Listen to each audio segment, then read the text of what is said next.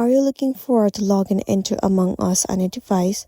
Then, in today's video, I'm going to guide you with the step-by-step process on how you can easily log in into your Among Us account. First thing first, make sure that you install the application on a device, and then, once installed, open it. Wait for a while for it to load completely. Click on Allow. Tap on I understand. This interface will pop up on your screen automatically. Also for you, it will pop up automatically. All you gotta do is, you have to click on Continue at the bottom of the screen. It will scan your Face ID and wait for a while.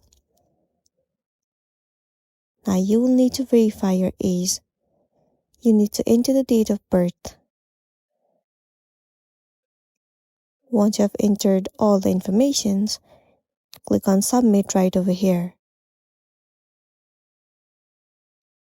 Once the age has been verified, click on Yes. Tap on Sign In once again. There you go, you have been successfully signed in into your account. Now click on Not Right Now.